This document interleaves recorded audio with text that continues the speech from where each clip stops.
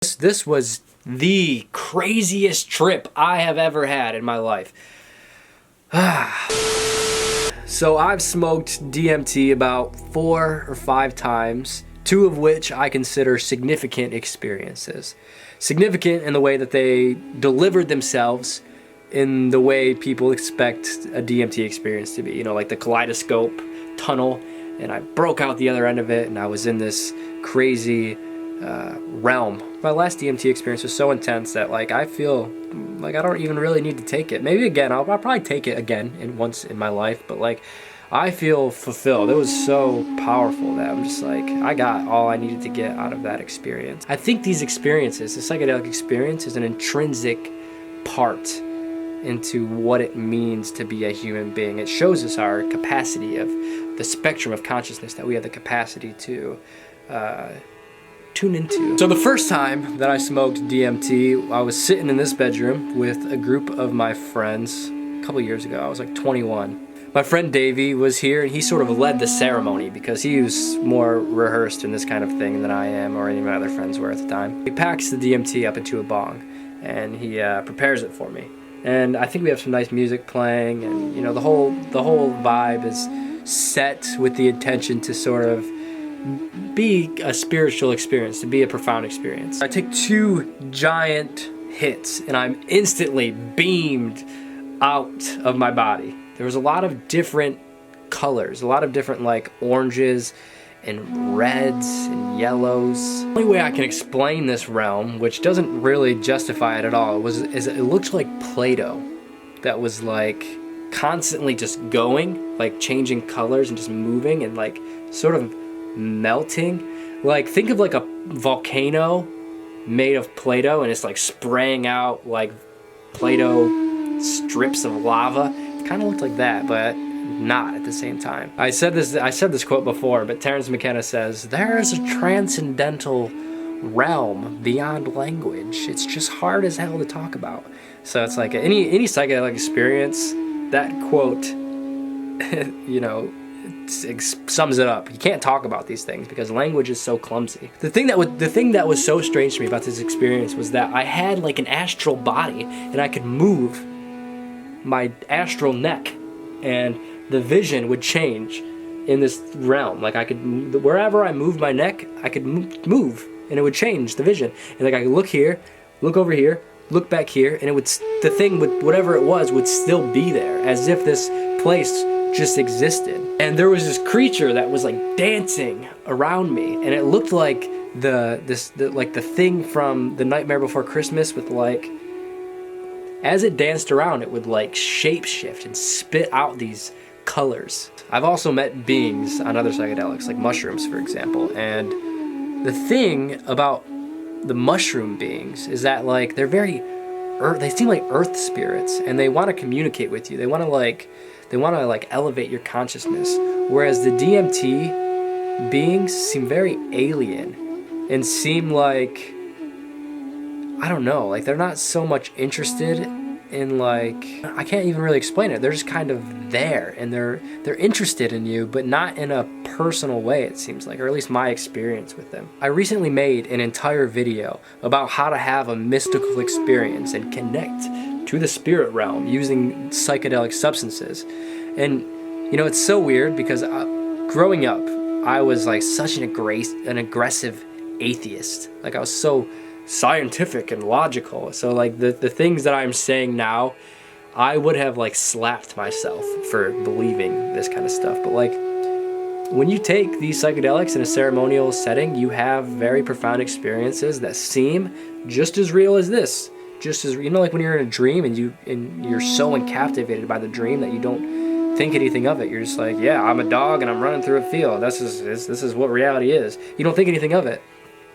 A psychedelic experience in the right context, in the right setting, can produce a similar reality. It can put you in touch with a spiritual dimension where you know, are just shown wisdom. It sounds so dumb to try to talk to someone that's skeptical about these things. Like, yeah, you want to have a mystical experience and connect to the spirit realms and speak to DMT beings? But like Terence McKenna says, if you take it, it will deliver itself. If you take DMT, It doesn't require your belief. You will have a profound experience that shatters your view of how reality works. The second time that I made contact with the DMT beings was this was the craziest trip I have ever had in my life. I filmed a trip report about this trip on my YouTube channel.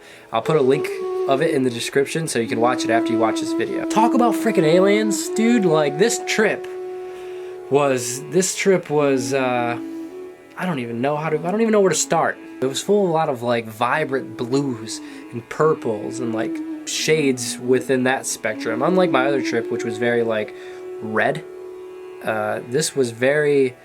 it almost seemed like a desert at night. You know, like all the different shades of like the sky at night, like the blue, the pink, the purple, like all of that. It looked like that.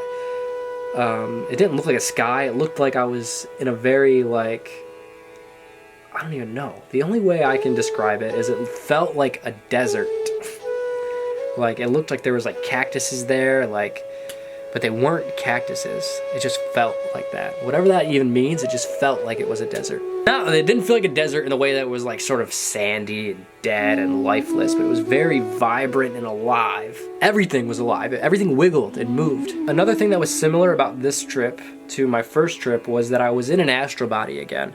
Not that like I looked down and I had like some, hey, I've got this new body, but like I held an awareness that was able to move and to look around this dimension. And I looked over and there was these snakes. I think there was like 2 or 3 of these snakes, and they seemed to be looking the other direction.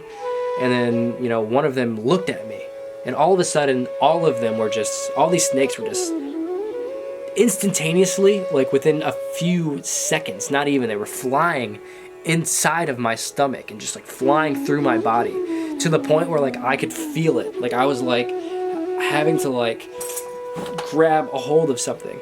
It was super overwhelming and super scary in the moment, but I remember I just had to breathe, and I just tell myself like, this is why you came here. You came here to experience these realms and to experience these beings and to make contact. This is why I'm here.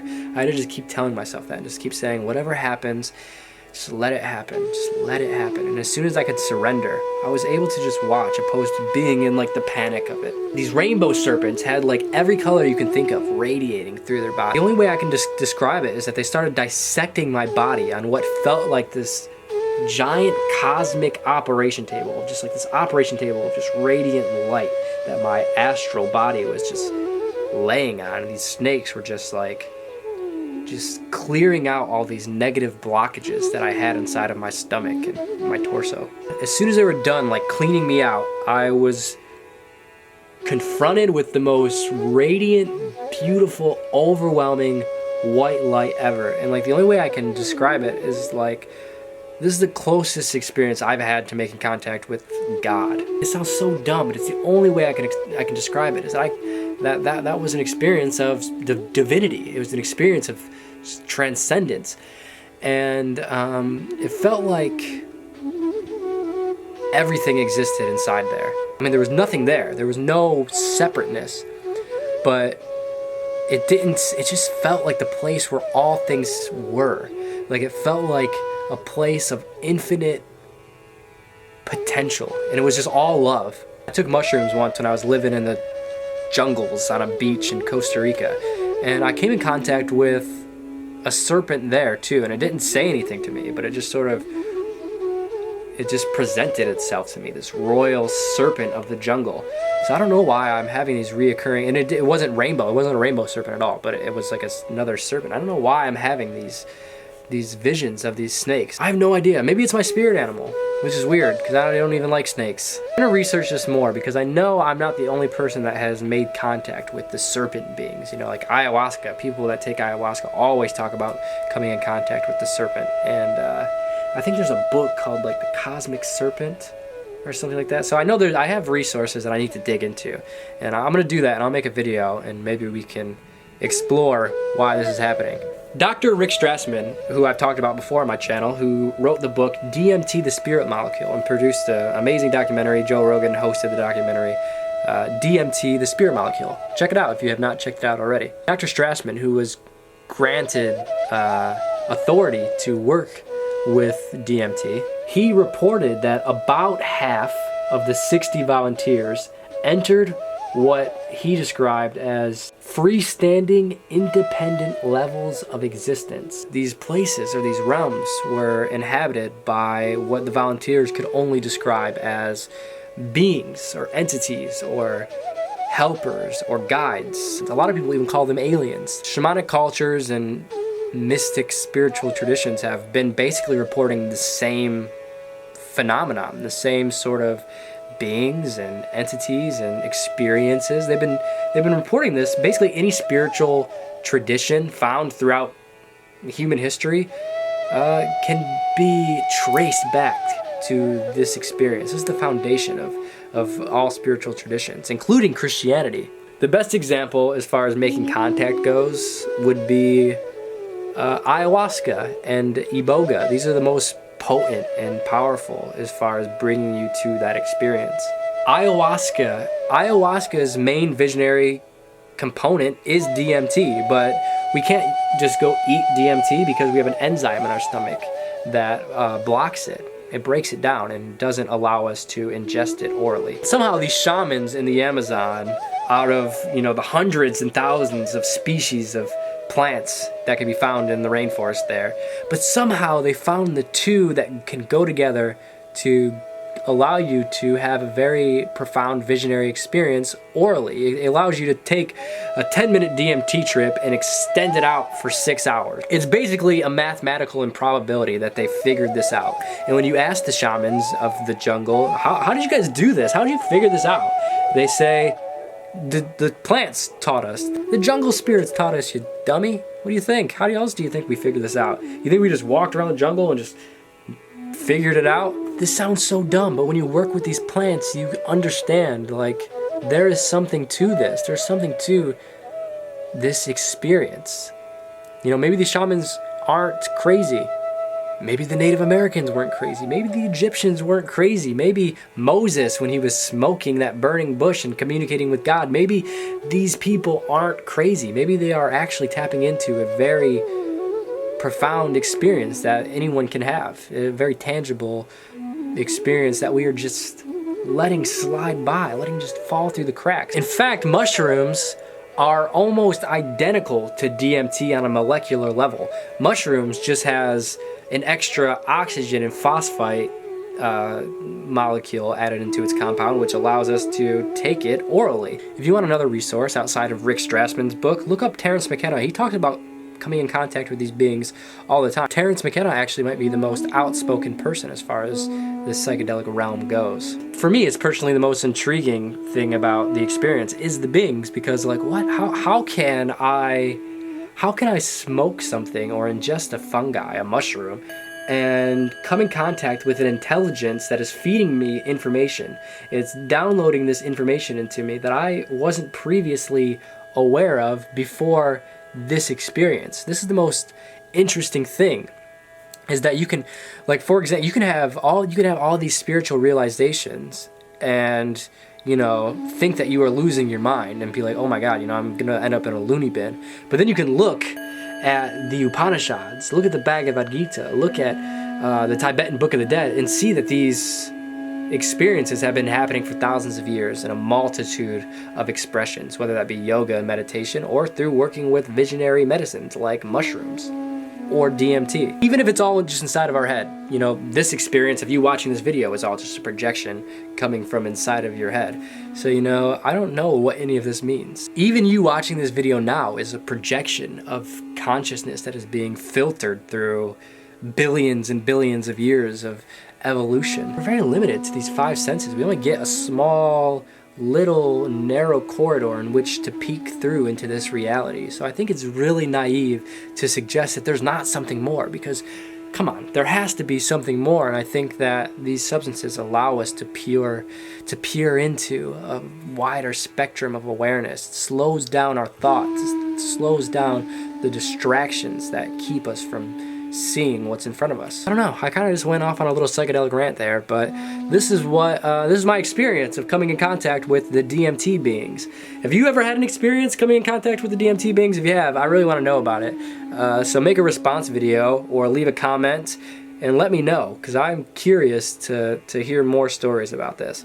Also, give this video a thumbs up and click subscribe, because that makes me happy and keeps me motivated to make more videos and to share my experiences with you guys. It makes me feel less crazy. It makes me feel less crazy when I know there's a community of us out there. And make sure to check out stayhappystayweird.com if you'd like to support me.